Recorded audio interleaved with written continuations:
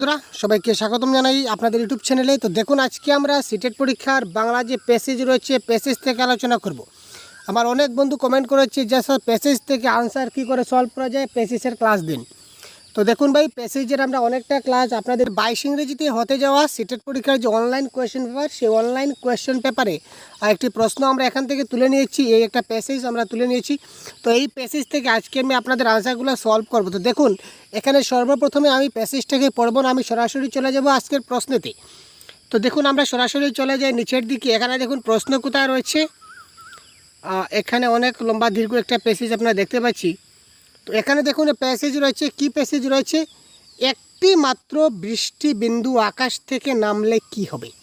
প্রশ্নটা খুব ভালো করে দেখবেন, কারণ প্রশ্ন এবং আনসার অপশন দেখে কিন্তু আমরা কারেক্ট আনসার করব। শুধুমাত্র প্যাসেজে চোখ বুলাবো। প্যাসেজের কাজ কি? প্যাসেজের কাজ হচ্ছে প্যাসেজে চোখ বুলানো। কোনো সময় আমরা প্যাসেজে চোখ না বুলালেও কিন্তু আমাদের কাজ হয়ে যায়। ঠিক আছে ভাই, তো সেটা কী ধরনের আমি দেখিয়ে দেবো, সাথে থাকুন। একটি মাত্র বৃষ্টিবিন্দু আকাশ থেকে নামলে কি হবে? নদীর জল বাড়িয়ে তুলবে, বায়ু উড়িয়ে নিয়ে যাবে, পর্বত গাত্রে বাধাপ্রাপ্ত হবে, সূর্যের কিরণে শুকিয়ে যাবে। অর্থাৎ বৃষ্টির বিন্দুটা একটি মাত্র বিন্দু, যদি একটি মাত্র বৃষ্টির বিন্দু, বৃষ্টি মানে বুঝতে পারছি তো, বৃষ্টি মেঘ থেকে বৃষ্টি হয়, জল থেকে বাষ্প হয়, বাষ্প থেকে মেঘ হয়, মেঘ থেকে বৃষ্টি হয়, এই ধরনের একটা সোশ্যাল সায়েন্স একটা বিষয় ছিল, আমরা জানি। তো বৃষ্টির ফুটা, অনেকগুলো ফুটা ফুটা top top top top top top টিপি টিপি বারসা পানি। ঠিক আছে ভাই, তো এই ধরনের দেখুন একটি যদি বৃষ্টির বিন্দু আকাশ থেকে নামে তাহলে কি হবে। তো এই প্রশ্নের কারেক্ট আনসার জানতে গেলে আমাদেরকে একটু প্যাসেজে যেতে হবে। তো প্যাসেজে আমরা একটু খুঁজি, দেখুন তো।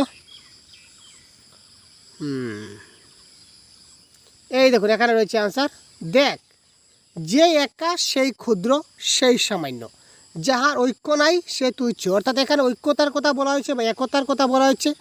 মেঘের যে সকল বিন্দুগুলো রয়েছে তারা একে অপরকে বলছে, যে বৃষ্টির যে বিন্দুগুলো রয়েছে তারা একে অপরকে বলছে যে ভাই আমরা একসঙ্গে পড়বো, টপ টপ টপ টপ করে সবাই একসঙ্গে পড়বো। যদি আমরা একজন করে যদি পড়ি, যে একা হয়ে যাবে সে ক্ষুদ্র হয়ে যায়, সামান্য হয়ে যায়, তার কোনো ভরসা থাকে না। সবাই যদি একসঙ্গে পড়ি তাহলে কিন্তু এক দিক আমরা তছনছ করতে পারবো। তো দেখ ভাই সকল, কেহ একা নামিও না। অর্থাৎ বৃষ্টির যে বিন্দু, বৃষ্টির বিন্দুগুলো তারা একে অপরকে বলছে, দেখো ভাই সকল, কেহ একা নামিও না, অর্ধপথে সেই প্রচণ্ড রবির কিরণে শুকাইয়া যাইবে। চলো সহস্রে সহস্রে লক্ষে লক্ষে অবুর্দে অবুর্দে এই পৃথিবী ভাসাইব। যে আমরা সহস্রে সহস্রে লক্ষে লক্ষে একলগে নামবো, আমরা কেউ একা নামবো না। কারা নামবে না? বৃষ্টির ফুটা বা বৃষ্টি বিন্দু। ঠিক আছে ভাই, তো দেখুন প্রশ্ন এসেছিল যে বৃষ্টির বিন্দু যদি একা যদি নামে তাহলে কি হবে। তো এখানে কারেক্ট আনসার হবে, যদি একা নামিও না, অর্ধপথে ওই প্রচণ্ড রবির কিরণে শুকিয়ে যাইবে। অর্থাৎ যদি একা নামে তাহলে সূর্যের আলোতে বা সূর্যের কিরণে তারা কী করে যাবে? শুকাইয়া যাবে। দেখুন কারেক্ট আনসার হচ্ছে কিনা না, এই দেখুন সূর্যের কিরণে শুকিয়ে যাবে, এটা হচ্ছে কি রাইট আনসার। দেখতে পাচ্ছেন আমরা কত সহজে কারেক্ট আনসার খুঁজে পেয়েছি।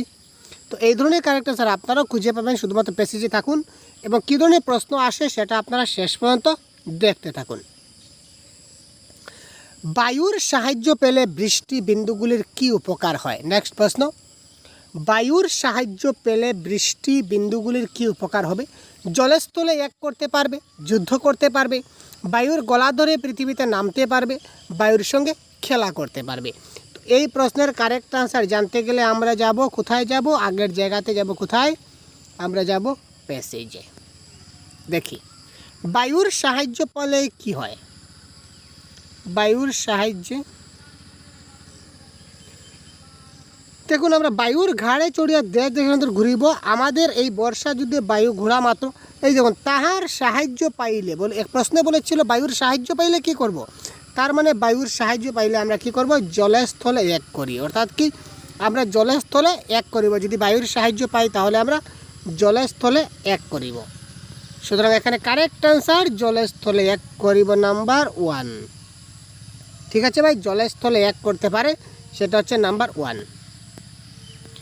প্রবন্ধটির নীতিকতা কি? এতক্ষণ আপনারা প্রথম থেকে যদি ক্লাসটি দেখে থাকেন তাহলে এই প্রশ্নের কারেক্ট আনসার আপনারা অবশ্যই জেনে গেছেন। তো কারেক্ট আনসার কী হবে কমেন্ট করুন। দেখুন এই প্রশ্নটার আনসার জানতে গেলে আমাদের কিন্তু প্যাসেজে চোখ বুলাতে লাগবে না, আমরা প্যাসেজ না দেখেও কিন্তু কারেক্ট আনসার এখন করতে পারবো। প্রবন্ধটির নীতিকথা কী? বৃষ্টি মানুষের বাণিজ্য লক্ষ্মী, বৃষ্টি বিন্দুকে ভয় পাওয়া উচিত, ঐক্যের বিজয়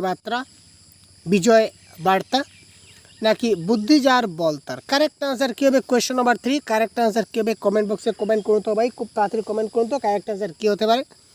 কোয়েশ্চেন নাম্বার 3 আজকের প্যাসেজের কারেক্ট আনসার কী হবে? বড়িয়া কোয়েশ্চন, শানদার কোয়েশ্চন, তাড়াতাড়ি কমেন্ট করুন। এবং এটা হচ্ছে পেপার 2 এর কোয়েশ্চন, এই কোয়েশ্চনটা হচ্ছে ভাই পেপার 2 এর প্রিভিয়াস ইয়ার কোয়েশ্চনে আসা প্রশ্ন। তো পেপার 2 পেপার 1 যাই হোক না কেন 100% কনফার্ম আপনাদের প্রায় সেমই আসে, আপনারা জানেন, এতক্ষণে আপনারা জেনে গেছেন।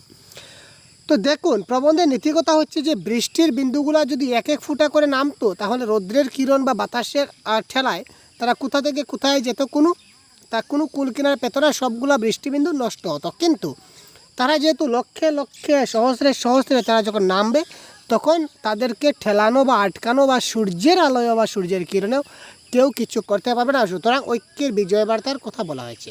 অর্থাৎ সবাই যদি আগেই এখানে বলা হয়েছিল, কি বলা হয়েছিল? যে ক্ষুদ্র সেই সামান্য, বলা হয়েছিল না একটি লাইন, ঐক্যের বিজয় বার্তা ইজ দ্য রাইট অ্যান্সার।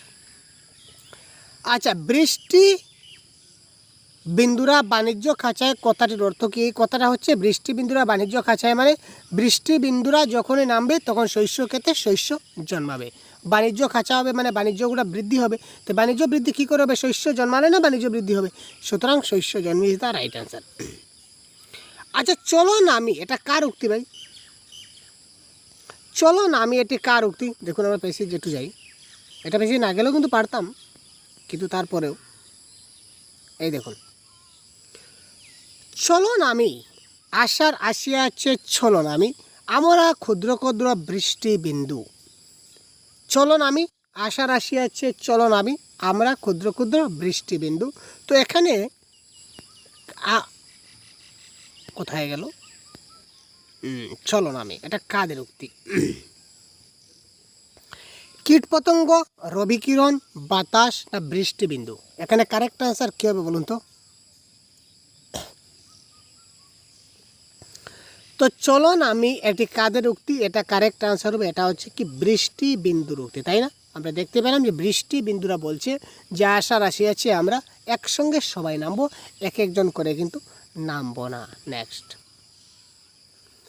নিচের কোন শব্দটি অর্ধ তৎসম? এটা কারেক্ট আনসার কী হবে? অর্ধ তৎসম শব্দ চেনার সঠিক উপায় আমরা আমাদের ক্লাসে আপনাদের দিয়েছি। আপনারা অবশ্যই আমাদের সম্পূর্ণ ক্লাসটি আপনারা অবশ্যই দেখে নেবেন, যাতে করে একটা ভালো আপনারা খুব তাড়াতাড়ি বুঝে নিতে পারেন। তো এখানে কারেক্ট আনসার হবে option number 1, Mittir is the right answer. আচ্ছা, এবার দেখি কি কৌশলে কাজটা করলে বলো দেখি এটা কোন কারক? কি কৌশলে কাজটা করলে বলো দেখি এটা কোন কারক? কী হবে কারক বিভক্তির ক্লাস?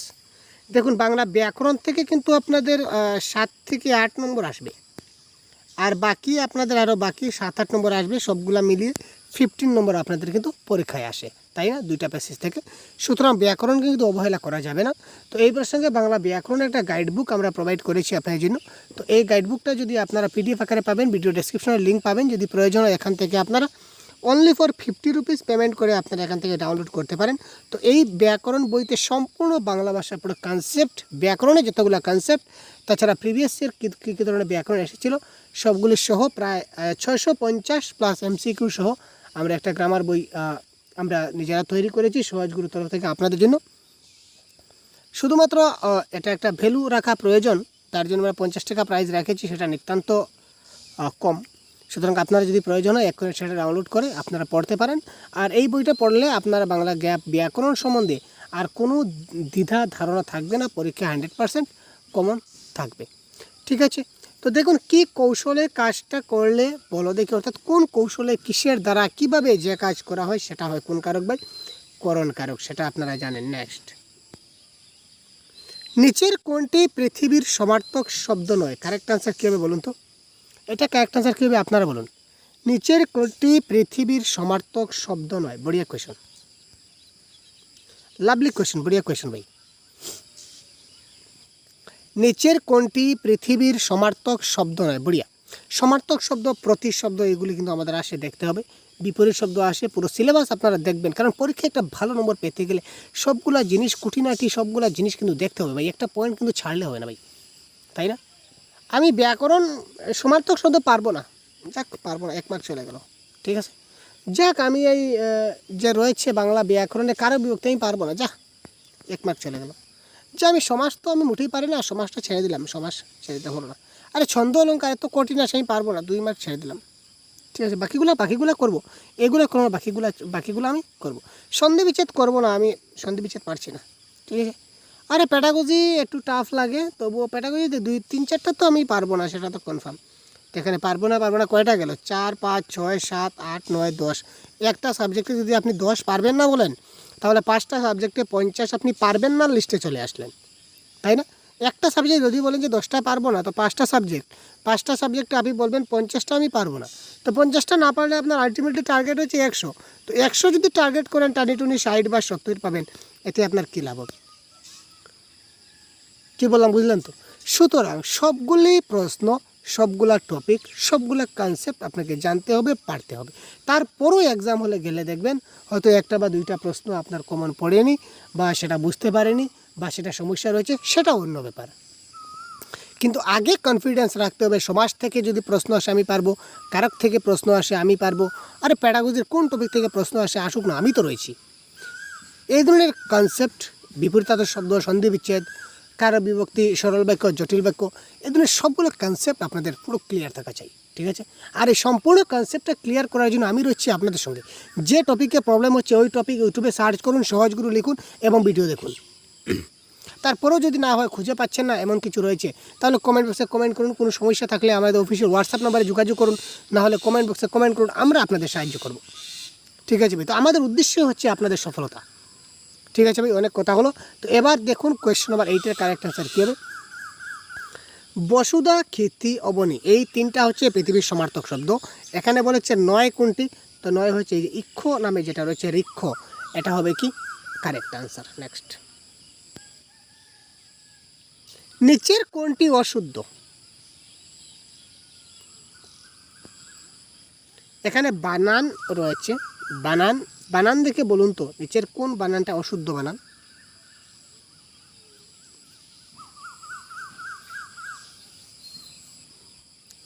বধূ, ধুলো, দুরোহণ আর জাগরুক। এখানে কারেক্ট আনসার হবে জাগরুক বানানটা অশুদ্ধ, জাগরুক বানানটা র এই ধরনের হয়, ঠিক আছে, ওরা দীর্ঘকার হয়, ঠিক আছে ভাই।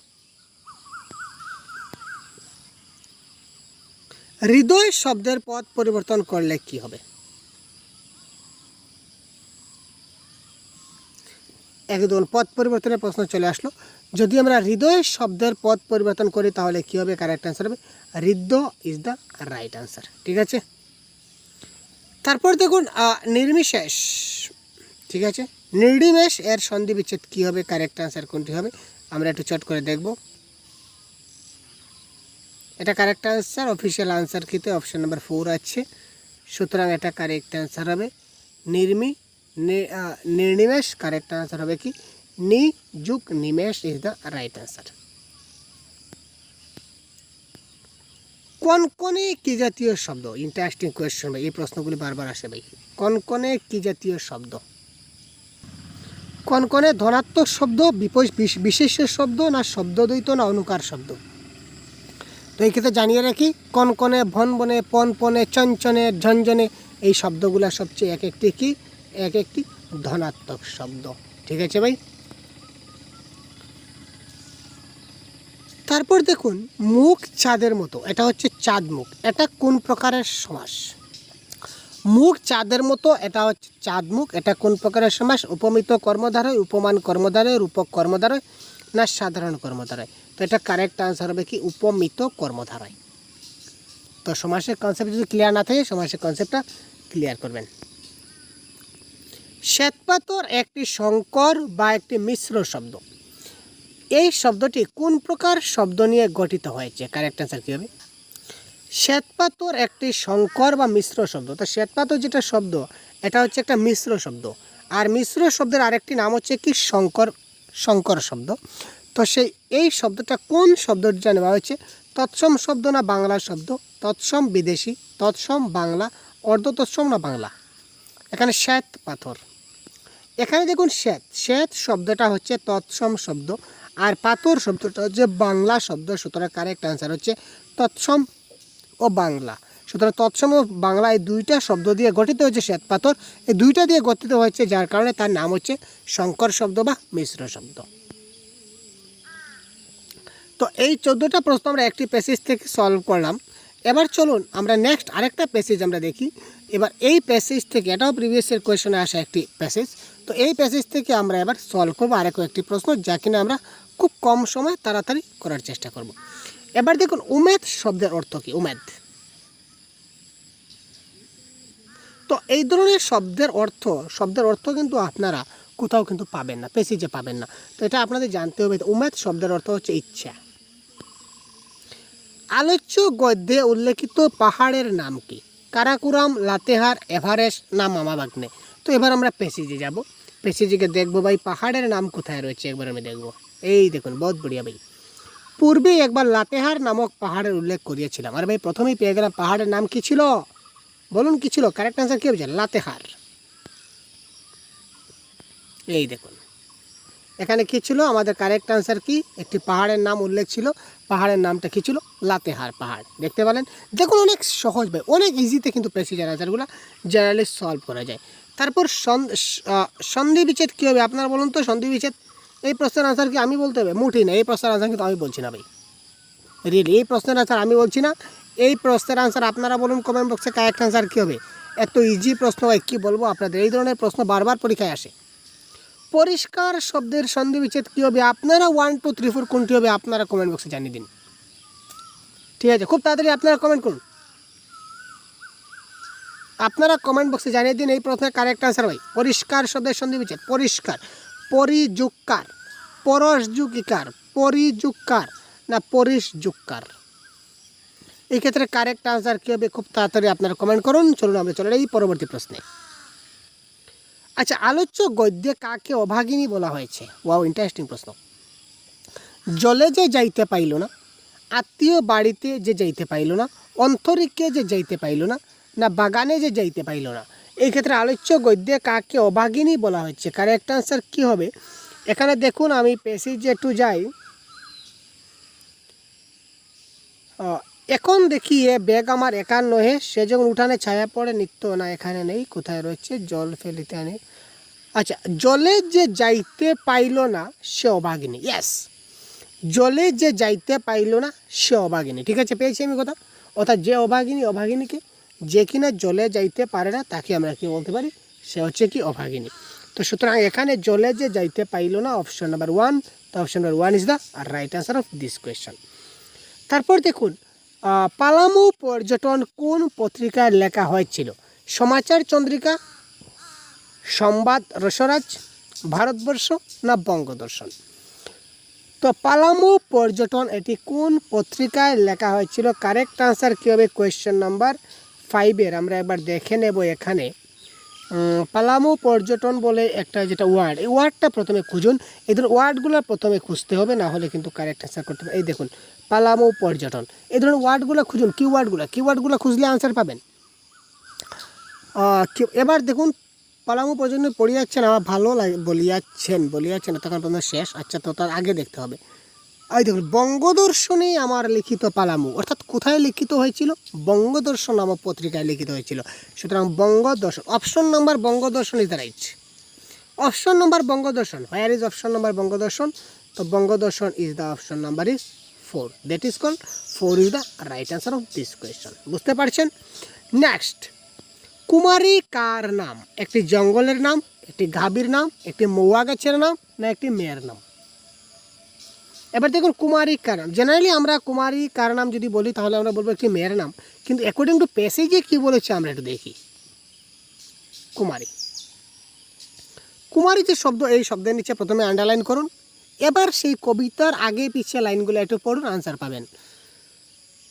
দেখুন, অতি পরিষ্কার তাহাও বাতাস আসিয়া নিত্য ঝাড়িয়া দেয়, মৌয়া গাছ তথায় বিস্তর। তথায় মৌয়া গাছ রয়েছে, কতগুলি একত্রে গোলাগুলি করে বাস করে, আর কতগুলি বিধবা নেয়া একা সেখানে একাকী থাকে।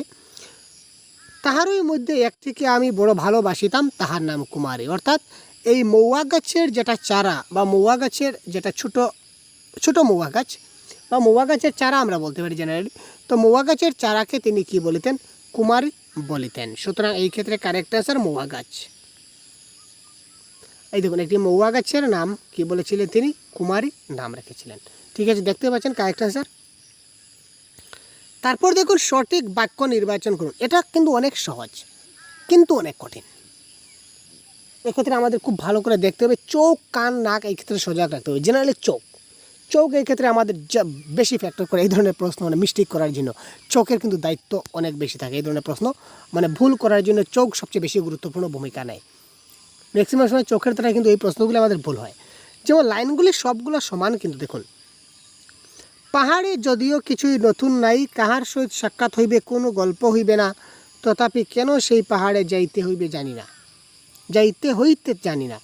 পাহাড়ে কিছুই নতুন নাই, কাহার সহিত সাক্ষাৎ হইবে না, কোনো গল্প হইবে না, তথাপি কেন আমার সেখানে যাইতে হইবে জানি না। তো এই পয়েন্টগুলো কোথায় আছে আমরা একটু দেখব, আমরা একটু দেখে কারেক্ট আনসার কী হয় আমরা একটু খোঁজার চেষ্টা করব। ঠিক আছে ভাই, এবার প্যাসেজে যাই, একদম সেম টু সেম লাইন আমরা একটু দেখব।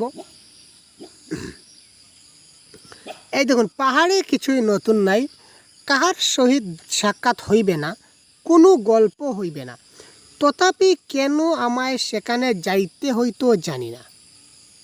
পাহাড়ে কিছুই নতুন নাই, কাহার সহিত সাক্ষাৎ হইবে না, কোনো গল্প হইবে না, তথাপি কেন আমায় সেখানে যাইতে হইতো জানি না। তো এই সেম পয়েন্টটা কোথায় রয়েছে?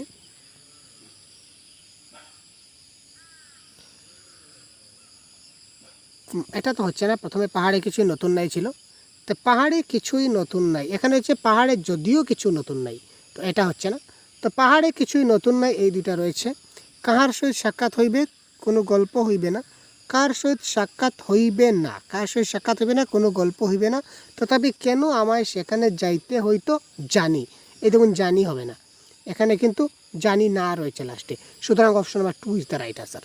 দেখুন কী ধরনের ক্রিটিক্যাল চৌকের খেলা ভাই। আপনি ভাববেন যে সব কিছু কারেক্ট, আমার তো কারেক্ট, কিন্তু না।